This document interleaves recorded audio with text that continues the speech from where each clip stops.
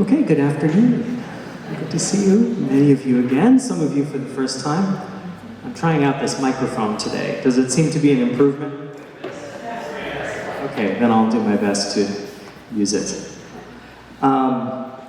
We are here today for the second of 4 sessions, looking both at Mozart's music and how Mozart's music influenced later composers. You might remember last week we heard not only music by Mozart, but music by Rossini. Today we'll hear music by Beethoven, by Chopin, and by a contemporary composer whose music will be featured this Thursday night here on this very stage. So I do want to spend just a little time reviewing a couple concepts that we started with last time. Reviewing is part of remembering things, right? It's helpful for me too. We started with this view of Mozart, which I didn't tell you much about last time, but it's a statue in Vienna of Mozart. It was built in the 19th century, almost the 20th century. And statues are very interesting to me because they give us a sense of what a later time thinks of an earlier person, right? Statues are not necessarily realistic. One thing you'll notice about this statue is the surfaces are extremely smooth and sensuous. There are cherubs kissing each other. There's gold instruments depicted. Mozart's skin is incredibly white and smooth. The marble is very smooth and sensuous. And I think that's somewhat the view of Mozart's music in a later time period, looking back. We'll find today that by the end of Mozart's lifetime, his music was criticized for being too rough, too difficult, too hard to listen to, too many things going on at once. Pretty much the opposite of this statue. So the view of Mozart changed profoundly over time, and that's part of what we're going to be looking at in the next couple of classes. Now, we found that Mozart grew up in a time period where the aesthetics had been changing. Already at the turn of the 18th century in France, we find a different aesthetic prevailing, and we referred to this as the galant time period, especially with music. This is from a series of paintings by Watteau called Fête Galante. So he actually uses that word, gallant, meaning these sort of possibly flirtatious interactions between people. Here, music seems to be a conduit for that kind of social interaction between these well-dressed people who are outside in nature. Kind of a cue that art, music should be natural, should have ease in it, and be a little bit easygoing, perhaps. We found as these concepts filtered through music that composers, including the young Mozart, composers like Johann Christian Bach, Bach's youngest son, preferred musical ideas which were extremely easygoing, simple, and very easy to grasp. We heard last time this idea, one of the most popular of this time period was just the repeated note.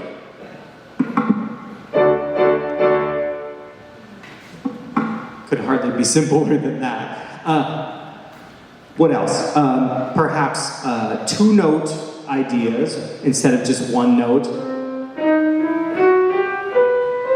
This sort of thing. You can listen to that almost like fluttering eyelids. And we heard Mozart himself using these very simple ideas. One of the criticisms of galant music prior to Mozart is that the ideas are so simple that the music risks being a little bit one-dimensional or charming, but lacking in depth, in emotional weight. And so what we followed last time is that Mozart, even from a fairly young age, was able to take some of these ideas and, excuse me, just get the right slide here. If I can find one that I showed you last time.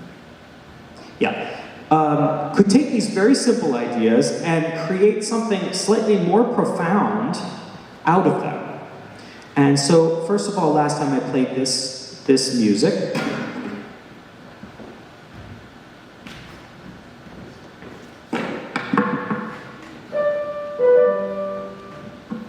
Here Mozart takes this very simple idea. On its own, it's almost silly, right? It's so simple. But he contrasts it with a second idea.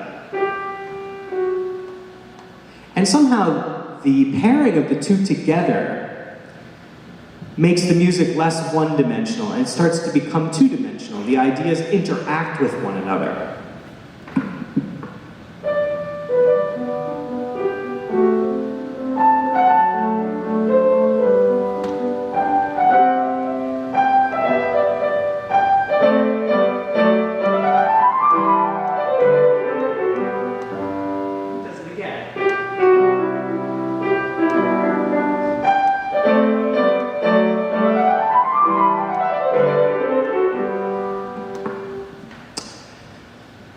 So this is one thing that we were listening for in Mozart's music. We noticed that this very little idea, which I've called A here, is contrasted with B. Then we have A, then we have B. Then the music continues. So I would call this the idea. The idea is repeated.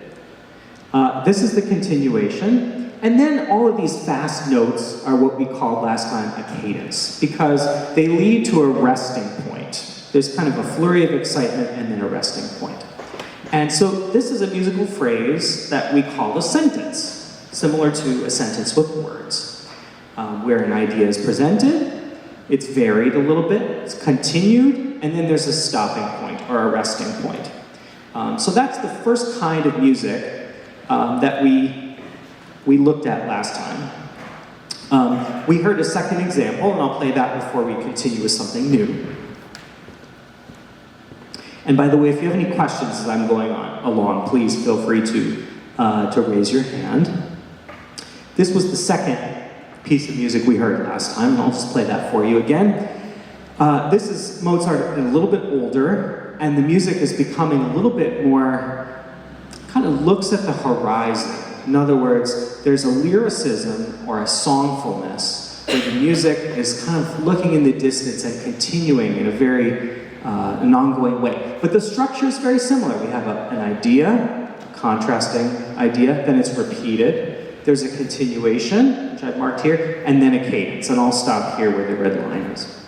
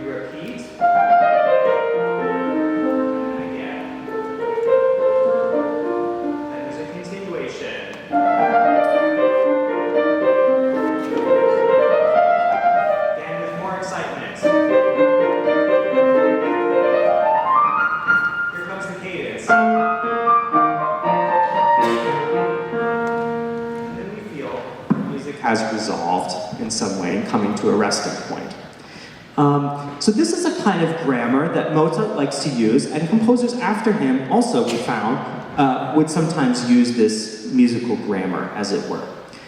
So that's one type of musical phrase. Now, how are you going to tell when you're listening, whether you're listening to a sentence or not? Well, the key to how we understand music, especially from this time period, has a lot to do with repetition. Where you hear repetition. In a musical sentence like this one, the repetition happens almost immediately. In other words, you'll hear something come back right away a second time. It might be a little bit different, but it'll sound similar to your ear. There's a second kind of musical phrase, which I mentioned last time also, which is called a period. So these are really the only two types of phrases in the classical era. Of course, there are different variations on them. This one is called a period. And you might think of the word period, how we use the word period, periodic. There's a certain length of time which is repeated exactly. Okay? Here's an example of a period. In this case, you have a 4-bar phrase and another 4-bar phrase, and they both start, actually the music looks identical in the first two. The first bar and the 5th bar, the 2nd bar and the 6th bar. So there's an exact correlation. So this kind of repetition is a slightly larger kind of repetition. Now the thing that Mozart does, which is kind of clever here, forgive me, it's a little, maybe a little subtle, but he uses the sentence structure in the first 4 bars and the sentence structure in the second 4 bars to create a period out of 8 bars. So he actually combines them together. Now, bear with me for a second as I explain this a little bit. First, I'm going to play it for you.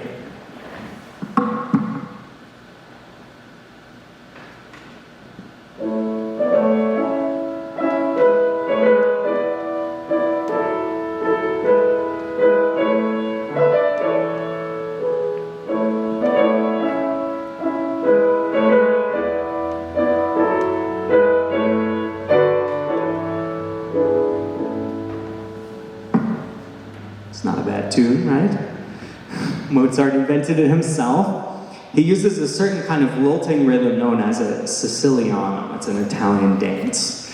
But it's his melody. He created it himself. Now, what I've labeled A and B, the easiest way to hear this kind of repetition is through the rhythm. Okay? So if you see the dotted rhythm here,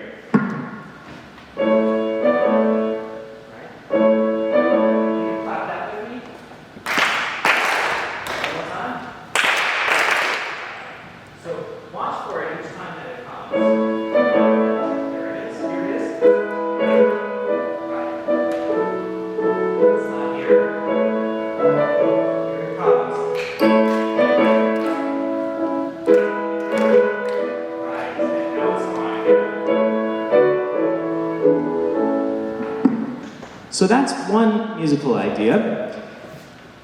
This is the second one, just these 2 notes. So we have an alternation between run rhythm and a second one. 1 and a second. Let me play the second for you.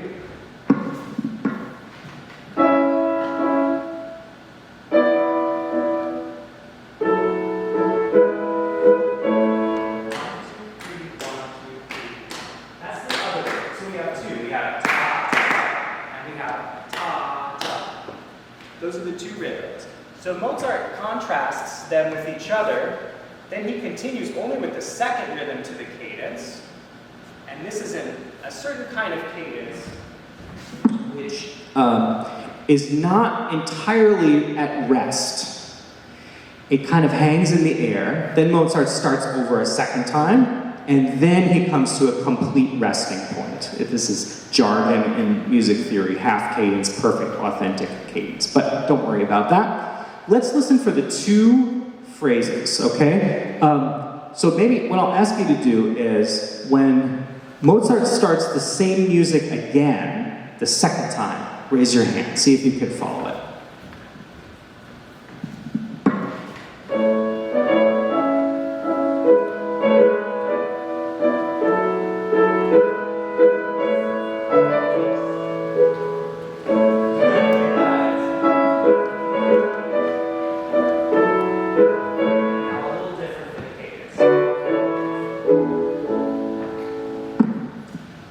This is what's called a period.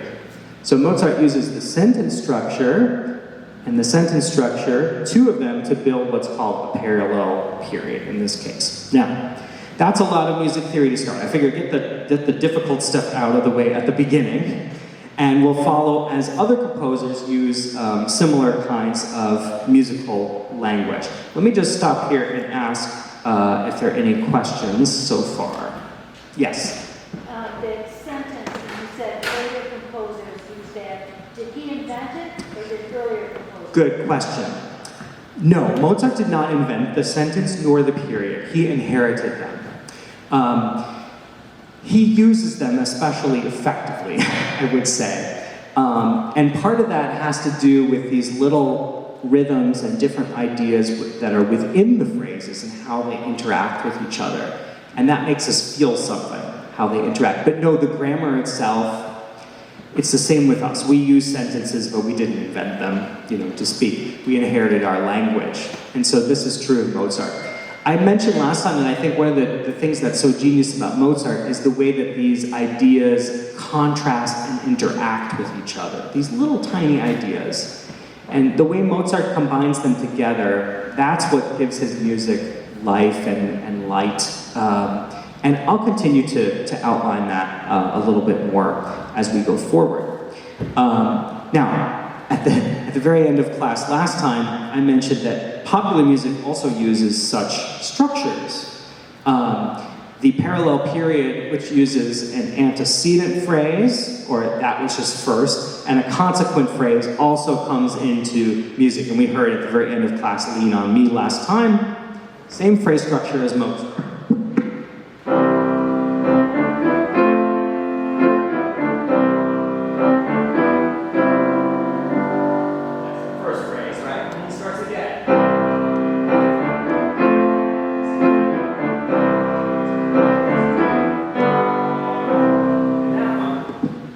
Comes to a rest. So it's not confined to classical music by in any way. And I would start to recognize that in music when you hear this kind of repetition, you can remember, oh yeah, that's how phrases work and how phrases are put together. So with that, what I'd like to do first today is turn to Mozart's most famous work, Eine kleine Nachtmusik. We're going to hear it on Thursday night here in the sanctuary. Why is it Mozart's most famous work? I can't tell you the answer to that. These things just happen. Mozart probably would be, well, he had a good sense of humor, so he would think it was hilarious that this was his most famous work, because it's really a piece of party music that he wrote for some party. Thus it's called a little night music. He did not publish it in his lifetime. He had no intention of publishing it. It was found after his death, and the publisher brought it out. Okay, so he literally, this is disposable party music that he wrote for some occasion, and it's now his most famous piece. I think he would think that was hilarious. But it is a good piece. It is quite a good piece, and I wanted to just explore it a little bit with you, listen to an orchestra play it in just a moment, and understand how Mozart puts his musical ideas together.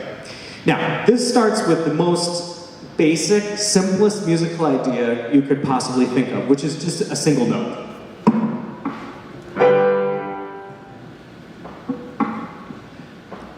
What Mozart does next is he just adds one more note to it.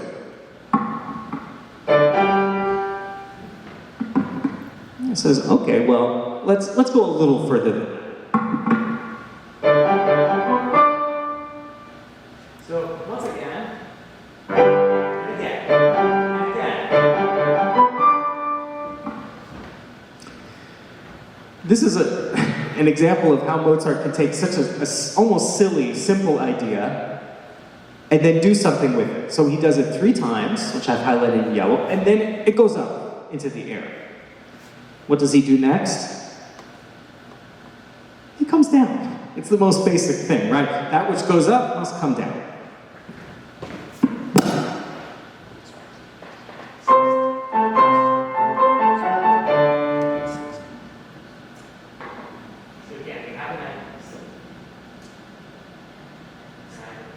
An idea that goes up, an idea that goes down.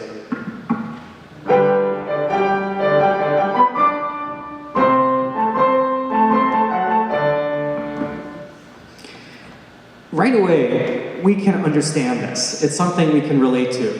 Something that goes up, something that comes down. A very simple idea, which he repeats. Again, it's unassuming. It's something to be enjoyed. But it's something we can appreciate as a language, almost like we speak it. I think that's what's so amazing about this piece when we hear it.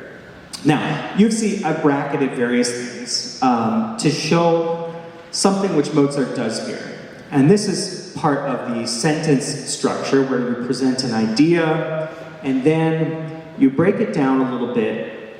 You get more and more exciting as it gets smaller and smaller, and then it leads to a cadence at the end.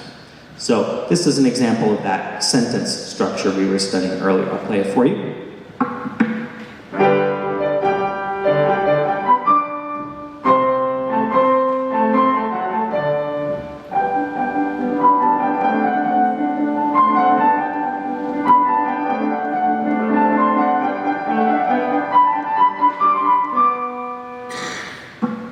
Here the music comes to a rest, right? It kind of hangs in the air for just a moment. And that's the opening phrase. Now, I can imagine Mozart sitting there. He's written this thing out. Okay, yes, it's a good first idea. Well, what am I going to do next, he thinks. Well, he says to himself, I need something different. I did that already. So let's calm down. This has gotten more and more exciting, right, up until this point. Now he's going to settle down and calm down. And what he does is he takes the top note here and the bottom note here, and he starts with the exact same notes. They're just an octave different.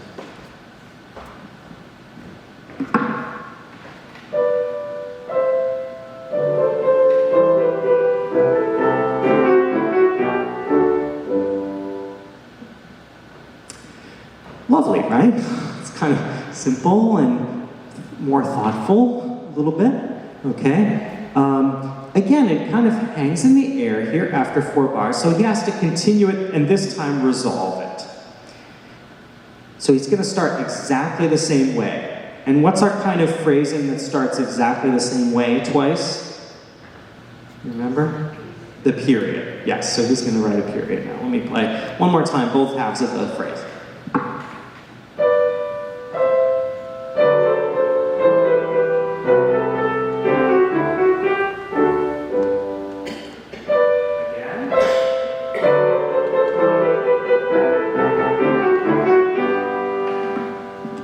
And that's the end of the period. So he started with the sentence and now he has a period. Yes? So why do you... why is this considered a lesser piece? I mean, what was the analysis? The only reason it's considered a lesser piece is because Mozart wrote it for a party and didn't publish it and didn't seem to have any ambition for it. It says nothing about the quality of the piece itself. I think maybe we could say that the piece is designed to be charming. It's not designed to probe the depths of grief or some deep love or something. It's a little bit more of a charming piece. However, in terms of the sophistication of it, there's so much to find in it, even though the emotional landscape of it is relatively simple.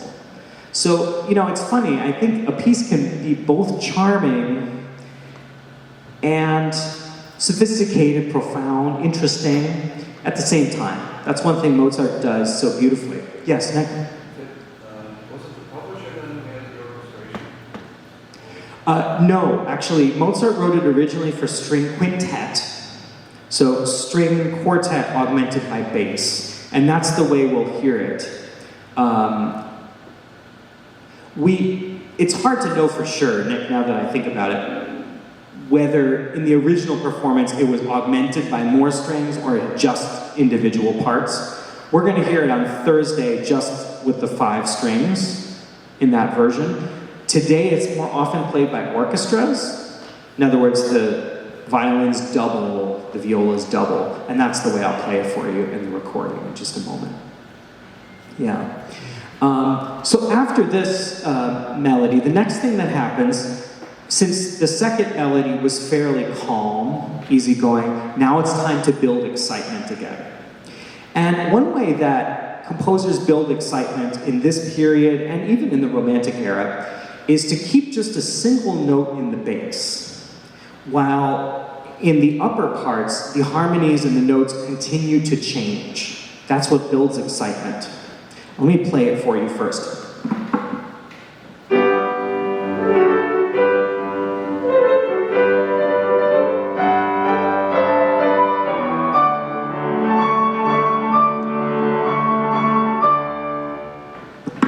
So Mozart, what he does is he just has this bass line and he's just going to keep it like this. And later composers would get even fancier, like Brahms, for example, loved pedal points.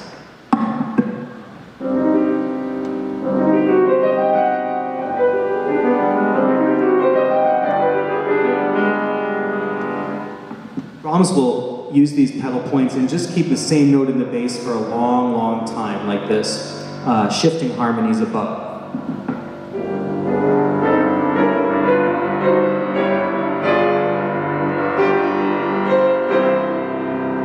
Until it finally resolves. So that's something to listen for too. If you hear, like there's one low note that just is being very stubborn and staying, that's a way that composers from Mozart on build excitement through the use of what's called a pedal point.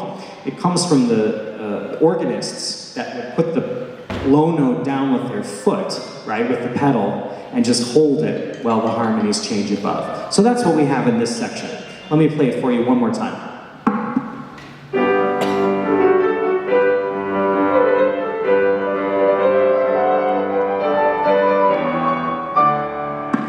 Here he changes the note in the bass, but then he keeps that note for a while.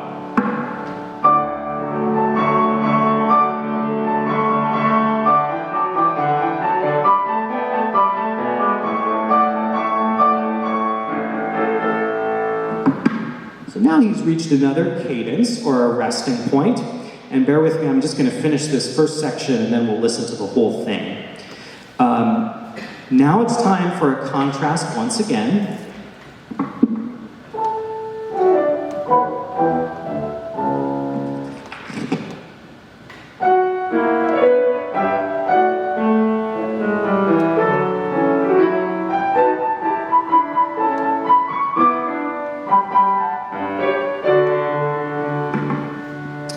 Now, this last part, which I really like, Mozart, he tries to get a little bit silly, which he can do very well too. This part seems to me like fluttering eyelids. You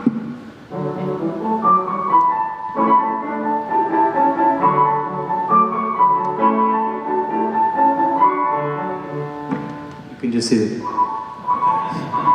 this sort of thing. It's very quiet, a little meek, you know. And then immediately he contrasts it with something bold. And again, when we think about contrasts and how contrast creates meaning in music, Mozart's such a genius at this. He flutters his eyelids like this for a while, and then suddenly he says, "No, I'm serious." Let me play that again.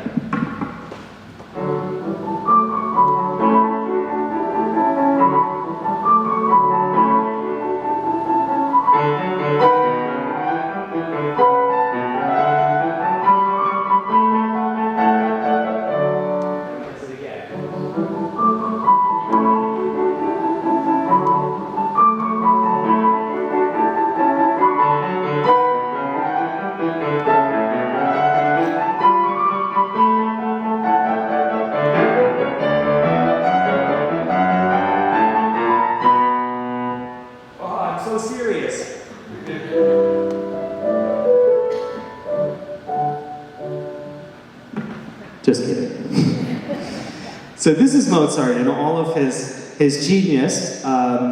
Yes, it's a piece of party music, but it has so much contrast, so much variety in phrasing and musical ideas. So let me play this section for you now, played by a string orchestra, the way it's often heard.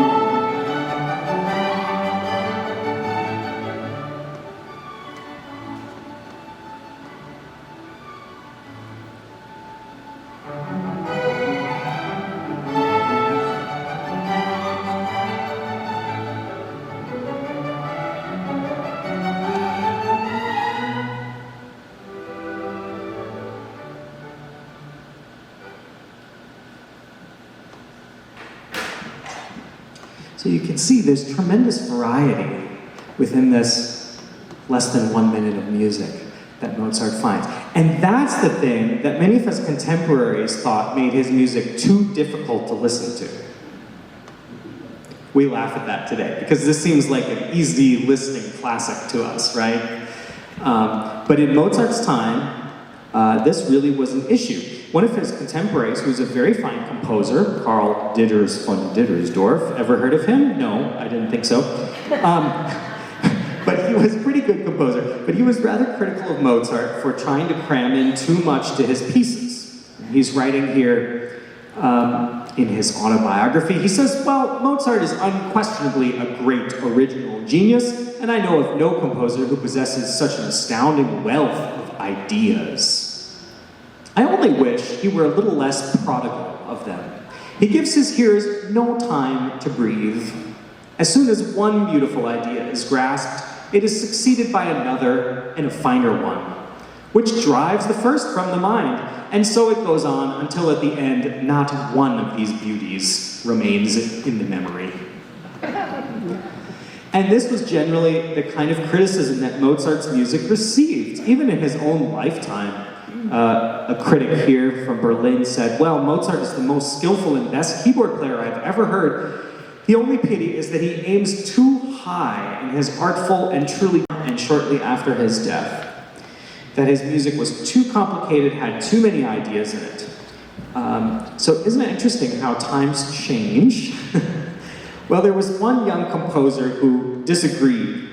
In fact, in the year that this criticism was written, a young composer, unknown composer by the name of Ludwig van Beethoven, went to Vienna, we believe, with the purpose of studying with Mozart.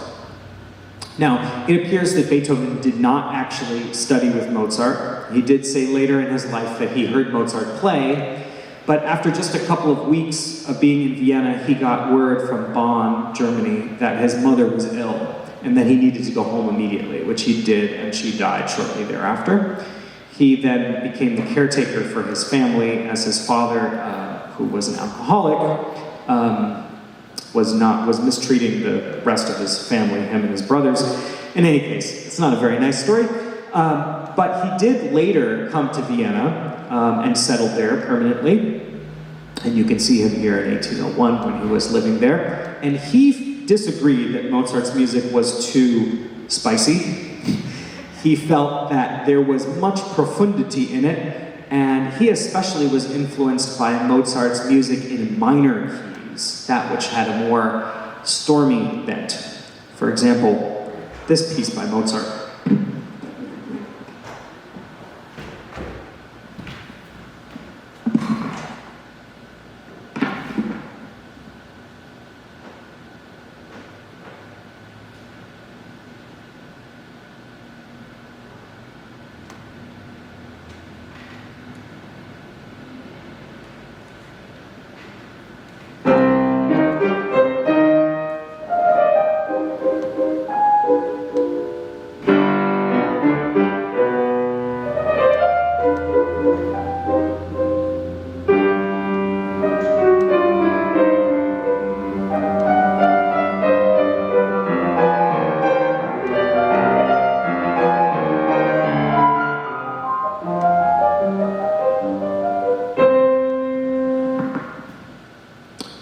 Party music, it's not.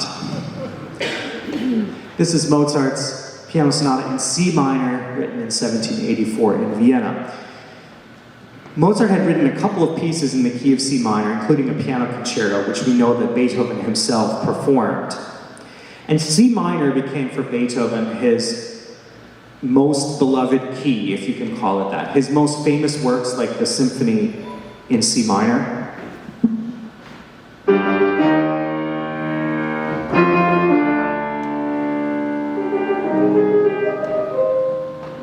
have a similarly stormy quality to them. But before he got there, Beethoven composed a piano sonata in C minor. Note that he picks up a couple of things from Mozart here. The use of contrast between forte and piano is the same thing Mozart had done previously. I'll play this. This is now Beethoven's Piano Sonata in C minor.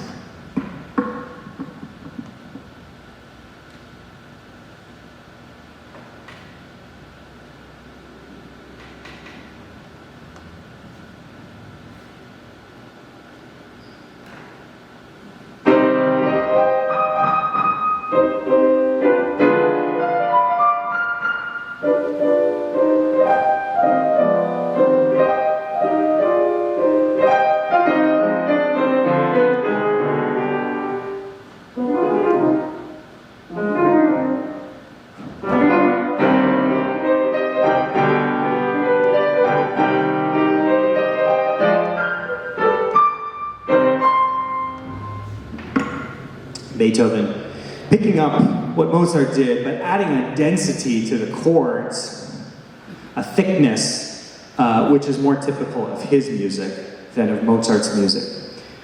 But very similar in some ways between the two. We have that rising gesture, a contrast, another rising gesture, a contrast. Very similar to the Mozart excerpt in C minor, also rising, contrast. And then we have this kind of pedal point, and Beethoven would later specialize in this in his next piano sonata in C minor, called the Pathétique Sonata. Anyone heard of that one? The Pathétique Sonata in C minor. And for that one, Beethoven got even more dense in terms of texture and tried to use contrast even more thoroughly.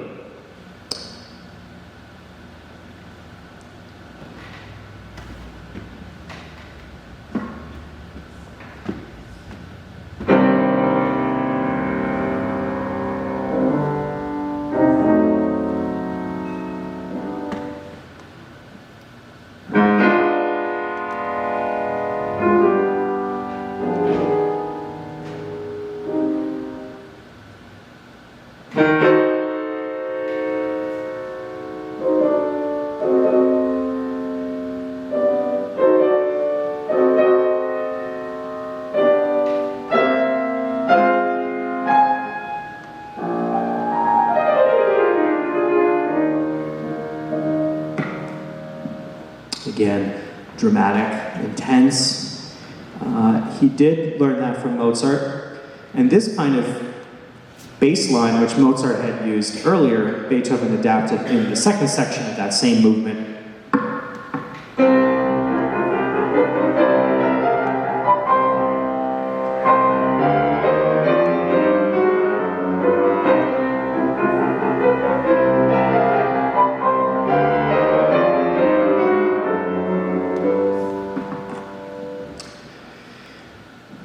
So many things he picked up from Mozart's stormier, darker music, which Mozart's contemporaries didn't take as much interest in. But for Beethoven, that was where it was at. When it came to slower movements, more lyrical music, Beethoven was not as interested, I guess I would say. However, the last composer, or the next composer we'll look at for today, Chopin, was quite taken by Mozart's lyrical music, the music that was melodious, tuneful, his slower movements in particular. And Chopin was raised on Mozart's operas and was a great fan of opera. We talked about opera singers like they were baseball players. Well, that one can hit the high C. Oh, she's no good. He really knew the operas inside and out, but surely also played Mozart's piano music for family and friends. And when it came time for him to write his first major work for piano and orchestra, when he was 17 years old, he chose to write a set of variations on a theme from Mozart's opera, Don Giovanni. That tune is called La Ci darem la mano. It's where Don Giovanni is trying to seduce a young woman who he shouldn't be messing around with, but he's quite successful since it's such a good melody.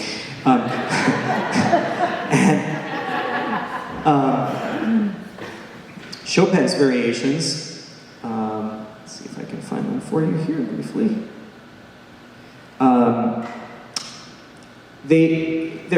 I encourage you to look them up if you're interested. They're really wonderful. It starts with a very long, fantastically inventive introduction, which I won't play for you, before the theme even comes in. And Chopin really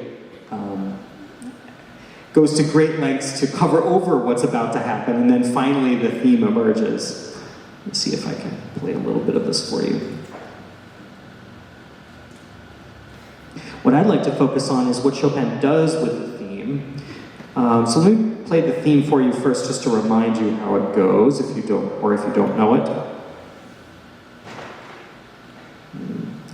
little bit of, give me 1 second.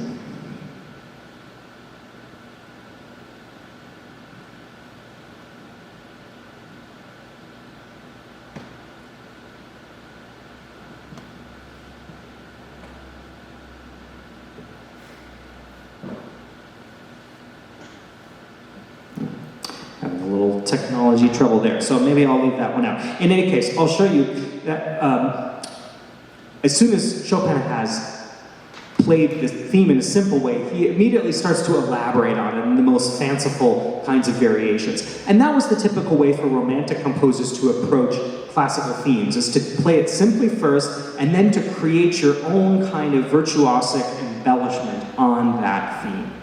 And so that's what he does in these variations. But in other works, he would take tunes, or create his own tunes, that were really very Mozartian in character. Oh, there it is, of course.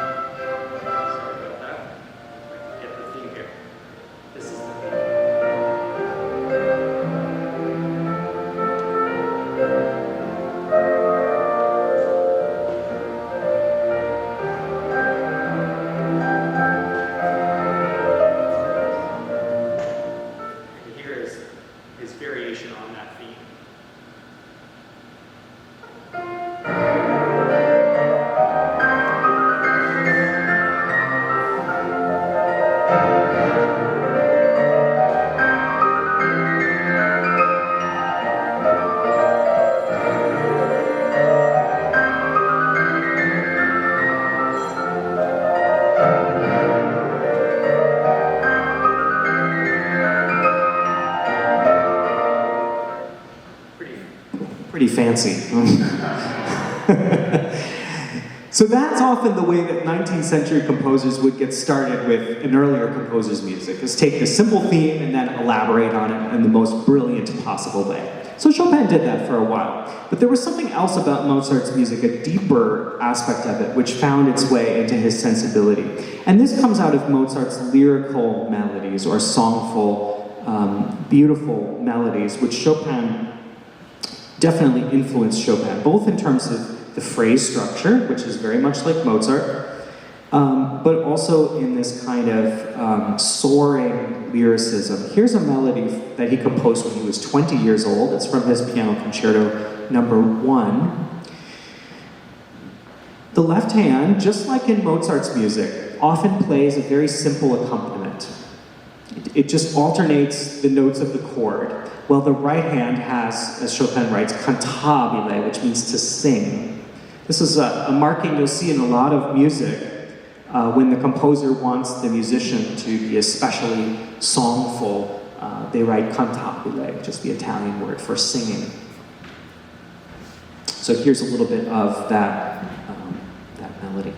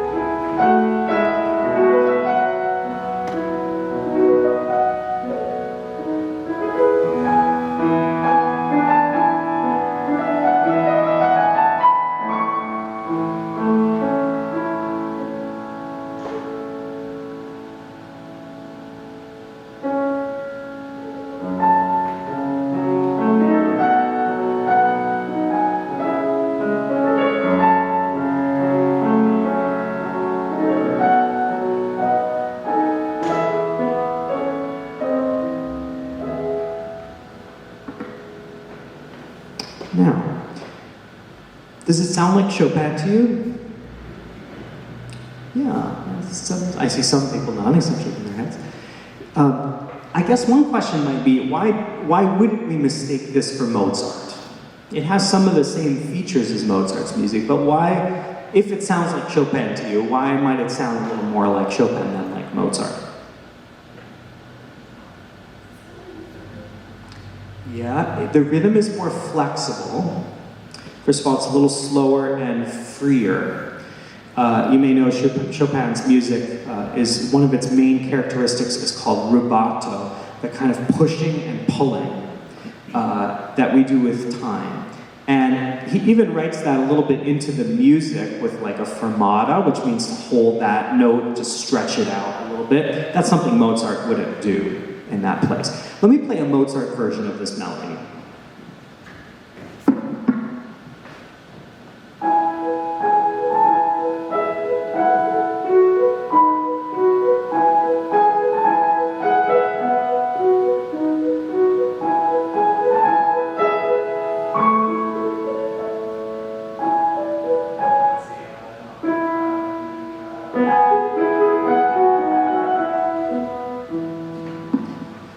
More transparent, a little simpler, a little less ornamented, let's say, for Chopin.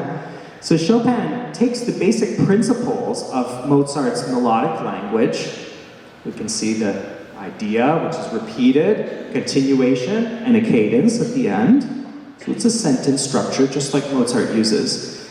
But it's more cantabile, more stretched out, freer, more ornamentation, much bigger chords. The left hand has to play over a much wider range. That's something that Chopin does, which Mozart does not do. So what that does is it adds more resonance through the instrument, the piano, Chopin's main instrument. And the sound has a life of its own. That's something that Chopin does, which is a little bit beyond Mozart for the time period. Now, yes, are there more dynamics? Yes, in general, 19th century composers write a lot more into the music than 18th century composers.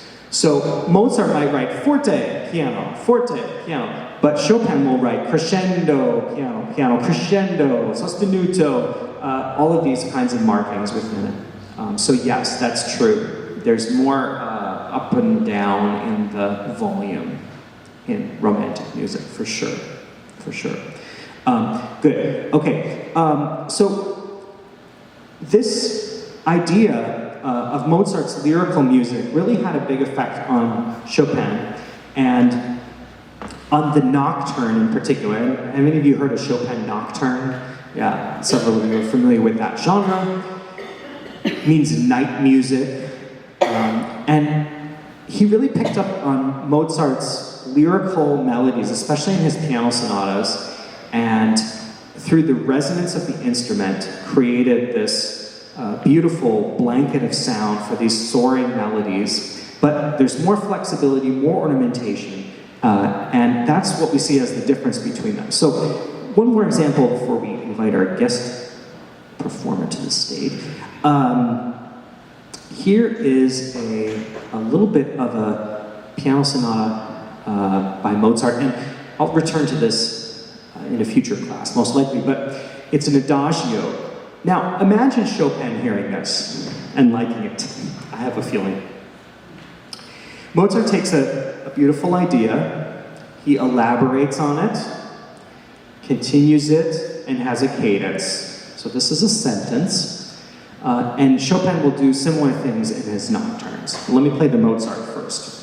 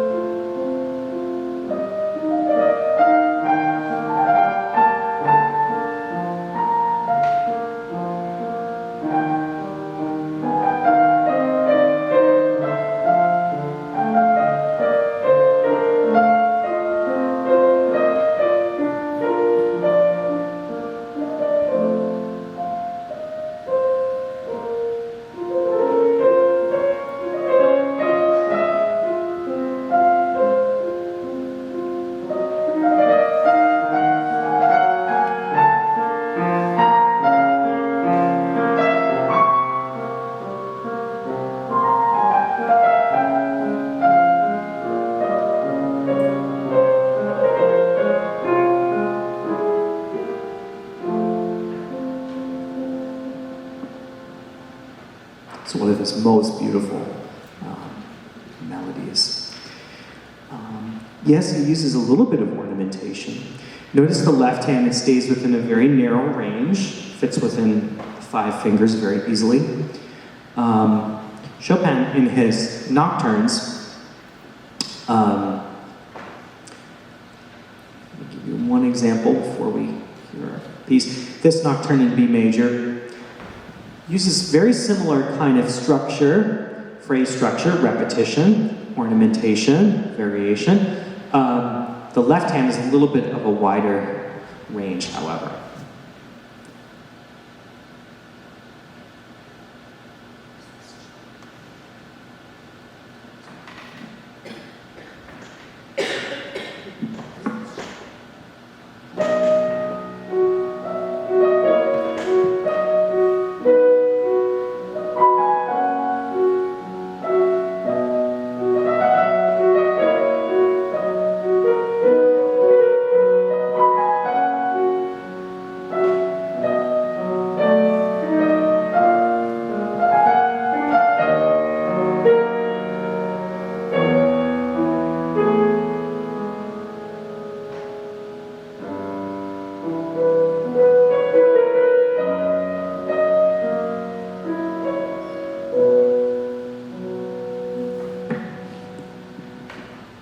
Similar spirit, solitary, a little bit lonely, reflective,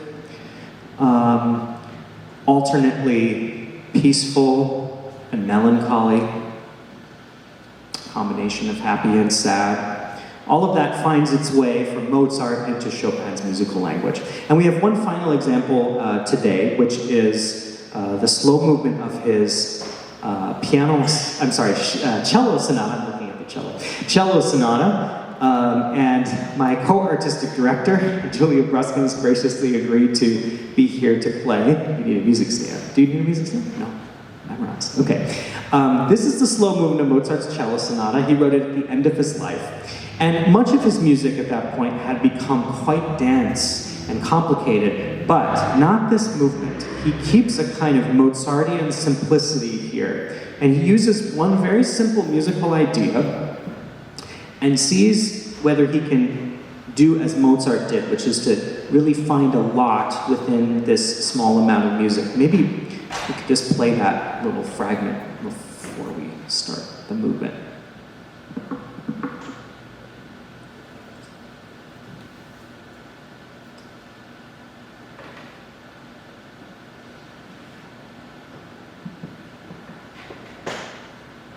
So the cello has here.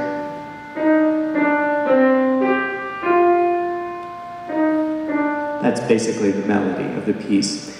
And you're going to hear it float through the piano, the cello, and keep this very steady, simple accompaniment. And yet, the performers, Julie and I, have a lot of freedom in terms of how we push and pull with that very simple melody. So it's kind of a combination of Mozart's very simple ideas, which are used in various ways, and Chopin's more romantic conception of sound and flexibility and timing. So here is the Largo from Chopin's cello sonata.